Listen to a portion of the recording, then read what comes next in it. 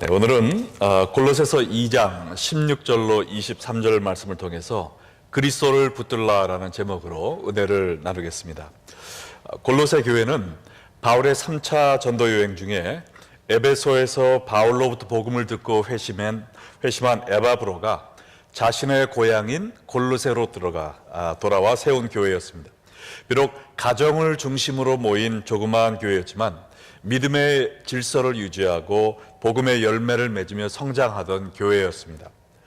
그런데 시작된 지 얼마 안 돼서 이러한 교회에 복음을 위협하는 이단 사상이 침투하게 되었고, 이러한 소식을 들은 사도 바울은 그 교회 이단 사상을 물리치기 위해서 편지를 썼는데 그것이 바로 골로새서입니다. 오늘의 본문인 골로새서 2장 16절로 23절은 골로새 교회에 침투한 이단 세력이 어떤 내용이었는지, 또 그 이단 세력을 물리치기 위한 해결책은 무엇인지 가르쳐주고 있는데요. 결론부터 이야기하면 교회를 뒤흔드는 미혹의 영을 물리치기 위해서 우리가 해야 될 일은 그리스도를 붙드는 것입니다. 한번 따라해 볼까요? 그리스도를 붙들자. 예. 자, 예수님이 친히 말씀하신 요한복음 16장 33절 말씀을 함께 읽겠습니다. 이것을 너희에게 이르는 것은 너희로 내 안에서 평안을 누리게 하려 함이라. 세상에서는 너희가 환난을 당하나 담대하라. 내가 세상을 이겼노라.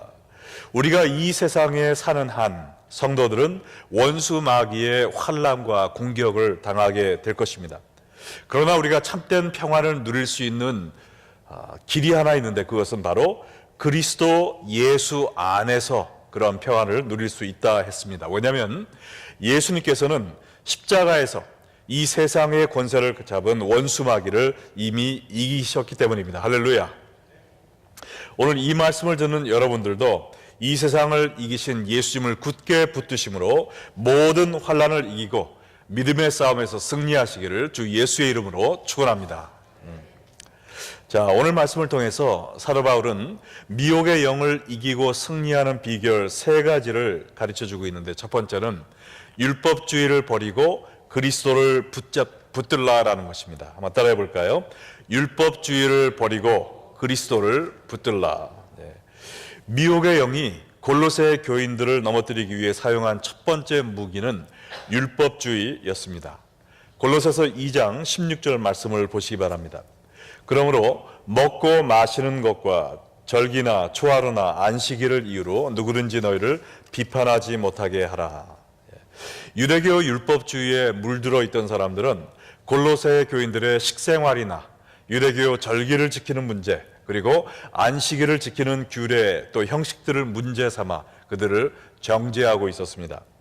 예수님이 십자가에서 율법의 요구를 다 충족시키셨기 때문에 이제 그리스도 안에 있는 자들은 율법에서 참된 자유를 누리게 되었음에도 불구하고 율법주의자들은 구약의 율법으로 성도들을 얽어매려고 했습니다. 예수님은 마태복음 11장 28절에 말씀하신 것처럼 이 세상에서 무거운 짐진 자들이 예수님께 나와 쉼을 얻기를 원하셨는데, 율법주의자들은 예수님께 나온 자들에게 오히려 더 무거운 율법의 짐을 얹어놓고 말았던 것입니다. 그들은 먼저 먹고 마시는 문제를 걸고 넘어졌는데요. 유대교 의식법에 의하면 먹어야 될 음식과 먹지 말아야 될 음식이 있었고, 사용할 수 있는 그릇과 또 사용하지 못할 부정한 그릇들이 있었는데, 이러한 규례를 들먹이면서 고린도 교인들의 자유를 속박하려 했던 것입니다. 그런데 예수님은 마가복음 7장 18절에서 19절을 통해서 이제 주 안에서 구약의 음식의 모든 제약에서 우리가 해방되었다라고 말씀을 하셨습니다. 예수께서 이르시되 너희도 이렇게 깨달음이 없느냐? 무엇이든지 밖에서 들어가는 것이 능히 사람을 더럽게 하지 못함을 알지 못하느냐? 이는 마음으로 들어가지 아니하고 배로 들어가 뒤로 나감이라. 이러므로 모든 음식물을 깨끗하다 하시니라. 우리를 더럽히는 것은 밖에서 우리 안으로 들어가는 음식이 아니라 우리 마음에서 나오는 죄악이라는 것입니다. 그러므로 모든 음식물을 깨끗하다라고 선포를 하셨다는 것이죠. 구약 율법에 의하면 우리가 예를 들어보면 돼지고기를 먹을 수 있습니까? 없습니까? 예스예요? 노예요? 노죠. 예. 자, 돼지는 이 발굽이 갈라졌지만 왜 못 먹습니까? 색임질을 하지 않은 짐승이라 부정한 음식이에요. 그래서 구약 율법에 의하면 우리가 여러분이 삼겹살을 먹어도 됩니까? 안 됩니까? 네, 안 돼요. 네, 그러나 예수님께서 모든 율법의 규례에서 우리를 해방시켜 주셨기 때문에 또 모든 음식을 깨끗하다 선포하셨기 때문에 여러분이 삼겹살을 먹어도 됩니까? 안 됩니까? 이제는 되는 거예요. 예. 저는 삼겹살을 안 먹는 게 아니라 못 먹습니다. 근데 돼지고기도 양념을 해놓은 건 잘 먹어요. 그러니까 돼지 불고기 하시면 저를 부르시기 바랍니다. 네. 예. 근데 여러분이 성도끼리 모여서 삼겹살 파티를 막 하는데 어떤 사람이 구약을 들고 와서 아니 여보시오. 하나님이 분명히 책임질하지 못하는 짐승은 먹지 말라고 그랬는데 왜 죄를 짓고 있어? 라고 한다면 어떻게 해야 될까요? 이거 우리가 죄 짓고 있나 보다. 쭈삣쭈삣 해야 될까요? 예, 그러지 말고 마가복음 7장 18절로 19절 외우기도 쉽잖아요. 7, 8, 9 이렇게 외우면 됩니다. 그죠? 예, 그렇게 막 가는 사람이 와서 이런 얘기를 하면은 우리도 막 가는 복음 7장 18절 19절을 대면서 예끼어보시오. 예수님께서 모든 음식을 깨끗하고 하셨으니까 돼지고기 먹어도 됩니다 하면서 삼겹살을 그 사람 입에도 집어넣어 주시기 바랍니다. 자, 골로새서 2장 16절에 다시 보니까 율법주의자들은 또 절기에 관한 규례를 갖고 골로새 교인들을 괴롭혔어요. 이 절기라는 것은 유대인들이 1년을 살아가면서 종교적인 명절들을 지켜야 되는 것, 즉 유월절, 오순절, 장막절, 나팔절, 수전절, 또 불임절 이런 것들을 가리킵니다. 그리고 초하루라는 것은 새로운 달이 시작되는 날을 가리키는데 이날 유대인들은 나팔을 불면서 봉화를 들어 백성들에게 알리고 특별한 제물을 하나님께 바치는 규례를 갖고 있었습니다. 이러한 유대인들의 절기의 목적은 하나님을 항상 경외하는 삶을 사는 것이었는데 율법주의자들은 하나님을 경외하는 것은 상관하지 않고 무조건 그 규례를 지켰느냐 안 지켰느냐 이것만 갖고 사람들을 줄자로 쟀다라는 것이죠. 예, 그리고 안식이라도 온갖 규례를 만들어 놓고 하나님께 자유롭게 예배드리는 이 축복의 날을 이 복잡한 안식일의 규례를 지켰느냐 안 지켰느냐 이것만 신경을 쓰는 날로 형식적인 날로 이렇게 전락시켜 버렸다라는 겁니다. 지금도 LA 가면 제가 아는 한인교회가 있는데요. 그 교회가 얼마나 이렇게 율법주의적인 교회냐면은 주일날에 식당에서 밥을 먹어도 될까요, 안 될까요? 그 교회에서 안 됩니다. 밖에 가서 쇼핑하는 거 될까요, 안 될까요? 물론 안 되고요. 그 정도가 아니라 주일날 운전하는 거를 금하는 거예요. 그것도 일하는 거다 해가지고 주일날 운전을 못하게 합니다. 예. 그 교회가 부흥했을까요, 안 했을까요? 절대로 못하죠. 예. 근데 그 교회 그 교리를 받아들인 사람들은 그 10시만 하면 알아줘야 돼요. 토요일날 저녁에 그 교회까지 갑니다. 그래가지고 교회 근처에 있는 호텔에서 잠을 자는 거예요. 그리고 주일날 교회에 걸어서 가는 겁니다. 이것은 완전히 오르토닥스 주들이 하고 있는 그런 율법적인 속박에 사람들을 묶어놓은 거 아닙니까? 예수님은 여기에 대해서 뭐라고 하실까요? 마가복음 2장 27, 28절에 이미 말씀하셨습니다. 또 이르시되 안식일이 사람을 위하여 있는 것이요 사람이 안식일을 위하여 있는 것이 아니니 그러므로 인자는 안식일에도 주인이니라. 사람이 안식일의 규례를 지키기 위해서 있는 것이 아니라 사람들로 하여금 안식일의 참 의미인 하나님께 신령과 진정으로 또 감사함으로 예배드리게 하기 위해서 안식일이 있다는 것이죠. 사람이 안식일을 위해 있는 것이 아니라 안식일이 사람을 위해 있다는 것입니다. 다시 말하면 구약에 있는 모든 율법은 예수님을 가리키는 예고편에 지나잖아요. 여러분 새로운 영화가 막 재밌는 게 나온다 이렇게 소문이 돌면 예고편이 자꾸 나옵니다. 그죠? 그럼 예고편을 보면서 나도 저 영화 보고 싶어. 나도 저거 보고 싶어. 자기 나 좀 데려가 하면서 그 영화를 볼 계획을 합니다. 그러나 그 영화가 나오면 어떻게 됩니까? 그 영화를 보지 누가 예고편을 봅니까? 그것처럼 이 구약의 목적은 뭐냐? 딱 두 가지입니다. 첫째는 내가 율법을 지키지 못하는 나 자신을 바라봄으로 말미암아 내가 죄인이라는 것을 깨닫게 해주는 거죠. 내가 죄인이라는 걸 모르면 어떻게 예수님께 내가 가기 원하는 마음이 있겠어요? 내가 죄인임을 깨닫게 해주는 겁니다. 그 다음에는 두 번째, 나를 예수님께로 인도해주는 이 두 가지 역할이에요. 그러면 예수님이 오셔서 우리의 죄를 용서해 주셨으면 더 이상 구약의 율법이 필요합니까? 안 합니까? 필요 없는 겁니다. 그러면 구약의 율법이 나쁜 건가요? 소용없는 건가요? 아니죠. 예수님이 오시기 전까지 우리의 죄를 깨닫게 하고 우리로 하여금 예수님이 필요하다는 것을 알게 해주는 중요한 역할을 담당했어요. 그러나 이제 예수님이 오셨기 때문에 우리의 죄를 용서해 주셨기 때문에 구약의 율법의 임무는 완수가 된 것입니다. 그러므로 우리는 더 이상 구약의 율법에 매여 있는 것이 아니라 하나님의 은혜의 법에 매여 있는 것을 믿으시기 바랍니다. 이것이 바로 골로새서 2장 17절에 나온 이야기예요. 이것들은 장래일의 그림자이나 몸은 그리스도의 것이니라. 여기에 이것들이란 율법의 규례를 이야기하고 장래일이란 오실 예수님에 대한 그림자라고 그랬어요. 이 율법은 예수님이 아니라 메시아가 아니라 그 메시아에 대한 그림자라고 그랬어요. 그림자가 뭡니까? 실체가 아닌 허상을 얘기하는 거예요.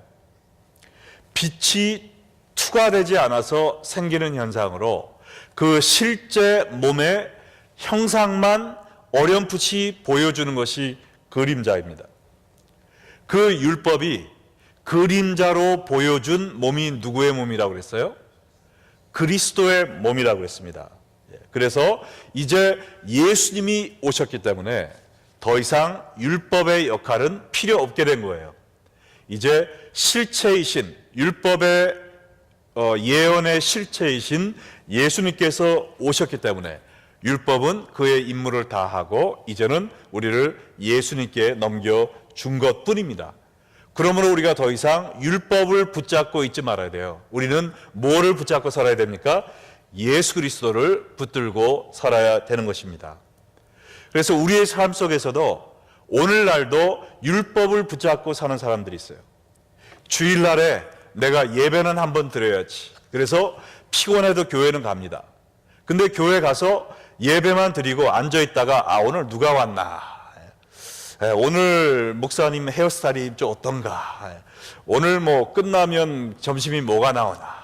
오늘 찬송은 무슨 찬송을 부르나? 그런 것만 이렇게 두리번 되다가 예배 끝나고 나갑니다. 그러면 네, 오늘도 예배는 드렸어. 그거는 율법적인 예배지 하나님이 원하시는 예배가 아니에요. 참된 예배는 뭡니까? 예배를 통해서 누구를 만나고 붙들어야 돼요? 예수님을 만나고 붙들어야 돼요. 예배를 통해서 예수님을 발견하고 예수님 앞에 내가 엎드리고 경배하고 깨어지고 회개하고 새로운 힘을 받고 그것이 예배지 교회에 와서 그냥 앉아있다 가는 것은 예배가 아닙니다. 오히려 하나님을 모독하는 행위예요. 내가 헌금 바구니가 왔다 갔다 하니까 오늘도 옆에서 보는 사람 체면도 있고 하니까 내가 뭘 꺼내서 집어넣어야지 하면서 그냥 돈 몇 푼 집어넣는 거, 그게 헌금입니까? 율법적인 행위죠. 그러나 헌금과 함께 내 삶을 하나님께 바치는 것, 주님, 내 삶은 내 재물도 내 건강도 내 가정도 내 것이 아니라 하나님의 것입니다 라면서 하나님께 내 모든 것을 진심으로 바치는 그것이 참된 헌금인 줄로 믿습니다.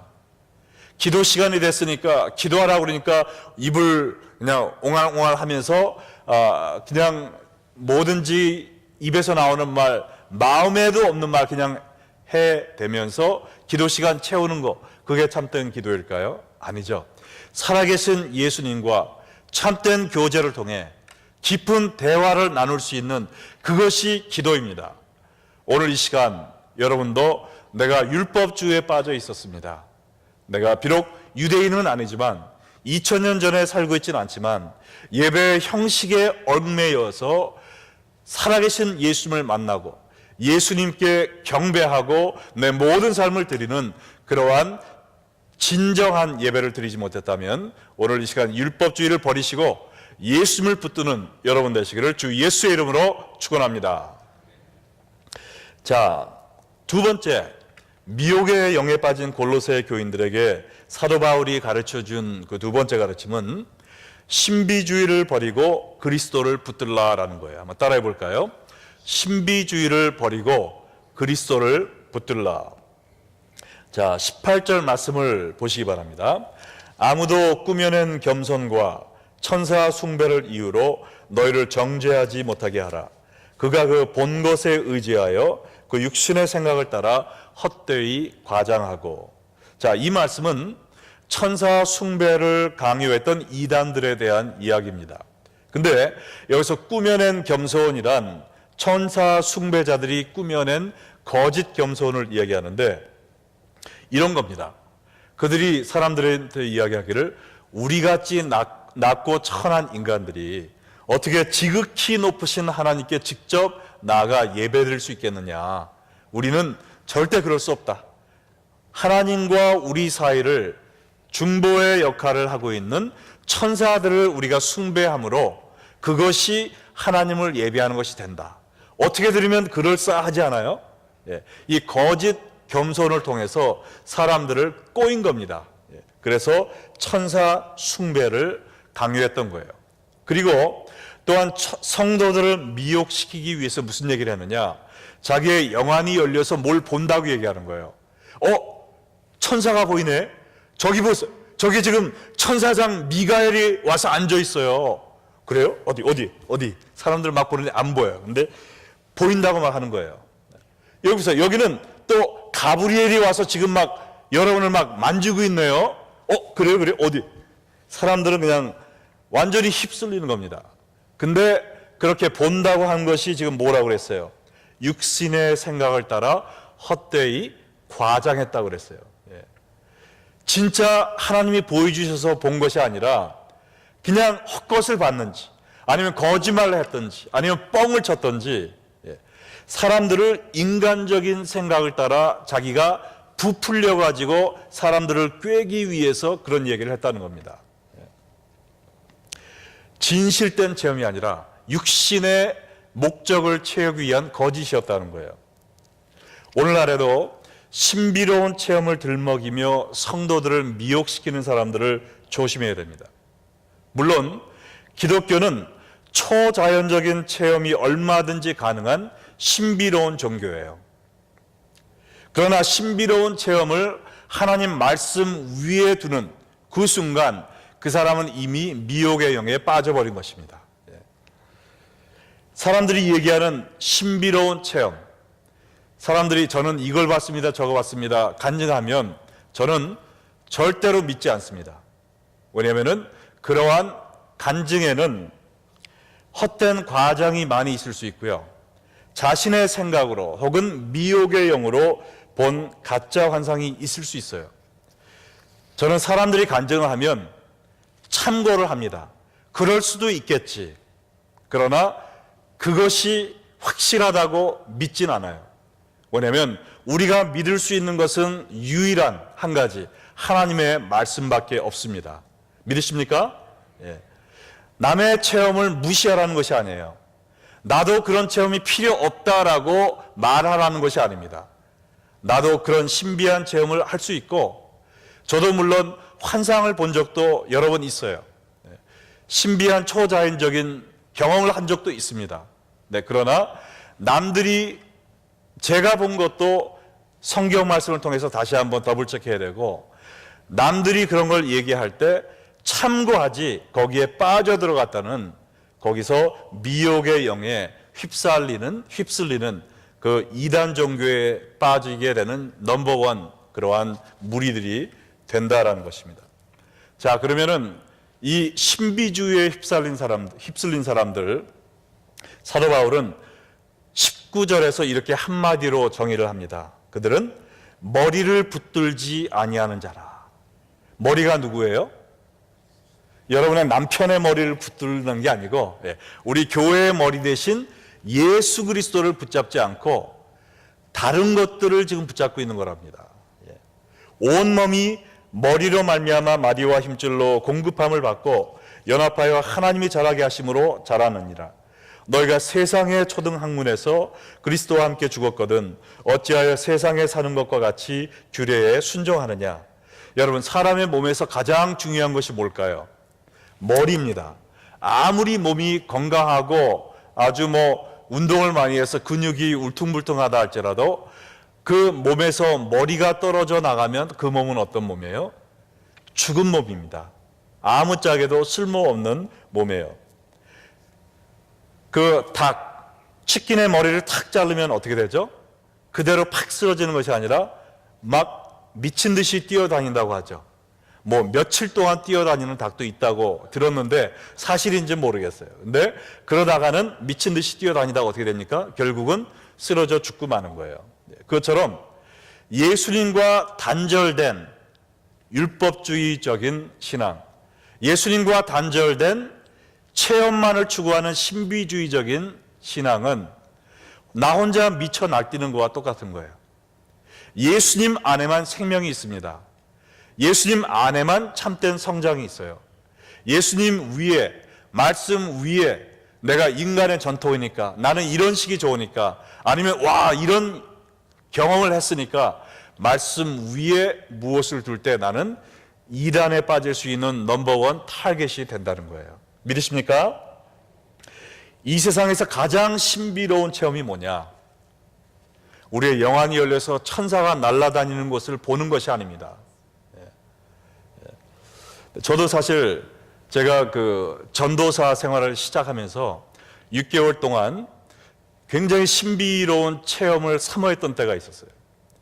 그래서 부흥회도 많이 다니고, 그리고 같은 마음을 가진 전도사님들하고 모여서 기도를 많이 했습니다. 6개월 동안 저희가 하루에 6시간씩 기도했어요. 그래서 밤에 한 9시에 모이면 새벽 3시까지 6개월 동안 그렇게 기도하니까 정말 막 뭐가 보이기 시작하더라고요. 사람들이 기도받으러 막 와요. 기도하면은 그냥 막 팍팍 쓰러져요. 기도하는데 그 사람들의 삶에 뭐 막 보이기 시작해요.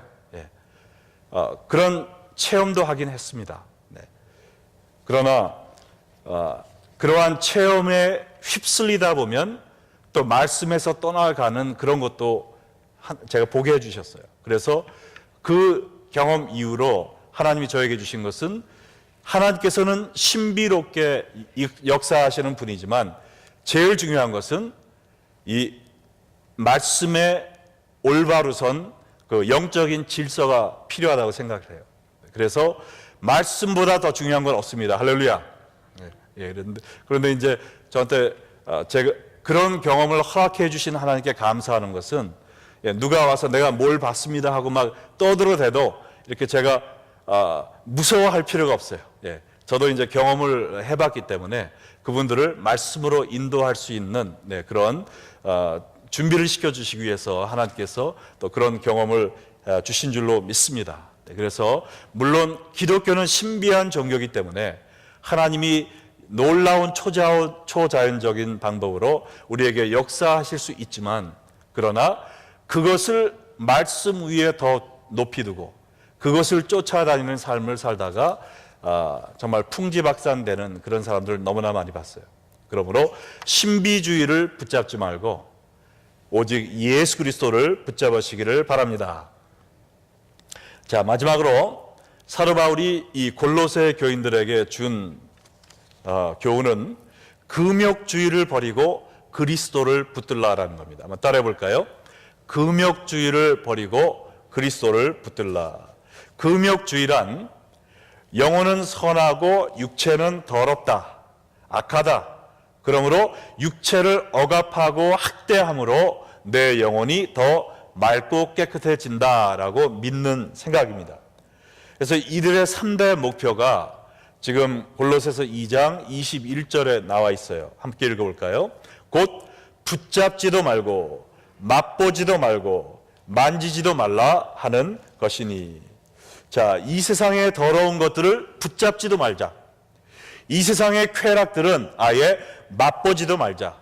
그리고 나의 마음을 빼앗을 것들은 아예 만지지도 말자라는 이런 모토를 갖고 있었던 사람들이에요.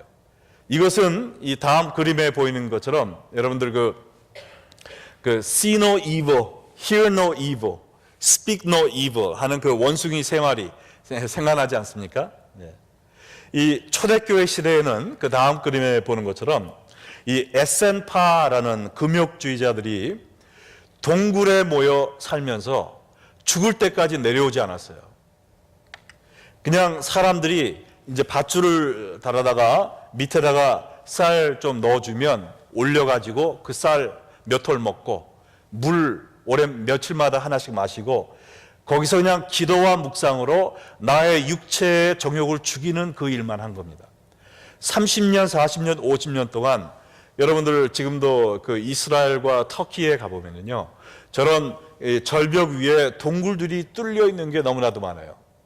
이런 초대교회 에센파들, 그리고 중세시대의 수도사들이 저런 데 살면서 평생을 기도만 하다가 자기 육체와 싸우다가 그냥 죽은 겁니다.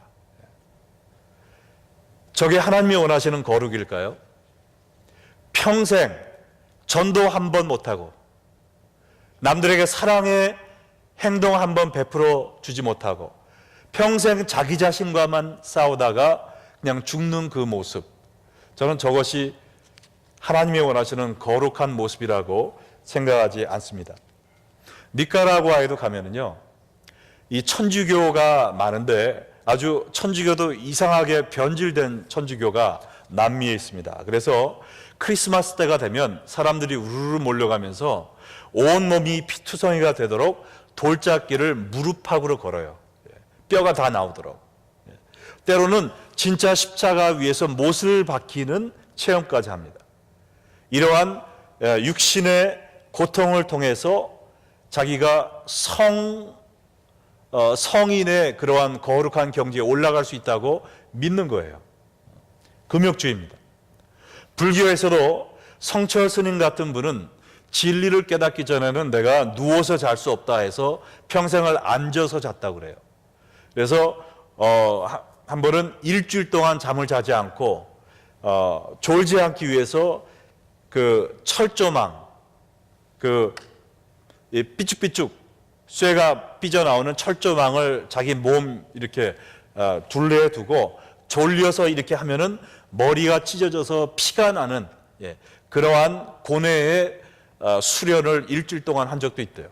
그러나 그러한 수련 후에 이분이 얘기한 것도 그렇게 했더니 내 마음속에서 더 정욕이 끓어오르고 이 세속에 대한 미련이 더 강해지더라라는 그런 고백을 했습니다.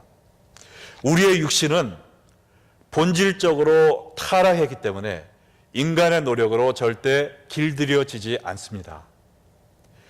그런데 사람들이 이것을 모르고 내 육신을 붙들고 씨름하는 헛수고를 하고 있는 거예요. 내가 죄 짓지 않으려고 아무리 노력한들 우리가 죄를 이길 수 있습니까? 인간의 힘으로는 할 수 없는 거예요. 그러면 우리가 어떻게 극복할 수가 있습니까? 그 전에 이 헛된 것을 지금 22절과 23절에서 보여주고 있는데, 자, 이 모든 것은 한때 쓰이고는 없어지리라. 사람의 명령과 가르침을 따르느냐? 이런 것들은 자의적 숭배와 겸손과 몸을 괴롭히게 하는 데는 지혜 있는 모양이나 오직 육체에 따르는 것을 금하는 데는 조금도 육신이 없느니라. 우리가 몸을 괴롭게 하는 이 육체적인 고행, 이것이 우리의 육체의 소욕을 거스르게 하는 데는 아무 소용이 없다라고 성경은 이야기하고 있는 거예요. 자, 그러면 어떻게 이러한 육체의 소욕을 이길 수 있습니까? 성경은 우리의 육신이 더럽고 악한 것이라고 얘기하지 않습니다. 뭐라고 얘기해요? 우리의 육신이 하나님의 성령이 거하시는 거룩한 뭐라고 해요? 성전이라고 그랬어요. 성전. 네. 우리가 텅 빈 마음으로 그냥 뭐 계란 귀신도 들어오고 처녀 귀신도 돌아올 수 있도록 그냥 텅 빈 마음을 갖고 있으면 악한 육체로 그냥 남아 있는 겁니다. 그러나 우리가 우리의 몸을 성전으로 만들 수 있는 그 길은 뭐냐? 하나님의 거룩한 성령을 모셔드리는 거예요. 그러면 성령이 거하시는 성전이 되는 겁니다. 내가 나 혼자 육체와 싸울 때는 죄에 넘어질 수밖에 없는 악한 사람으로 남아요. 그러나 내 죄악된 마음이라도 들어오시기 원하시는 예수님을 영접할 때 성령님이 나의 주인이 되시며 나도 거룩한 성전으로 변화되는 것을 믿으시기 바랍니다. 여러분이 누가 미운 사람이 있어요. 근데 이 미운 것을 극복하기 위해서 여러분 손을 막 꼬집어요. 그리고 막 물어뜯어요. 그런다고 이 사람에 대한 미움이 없어질까요?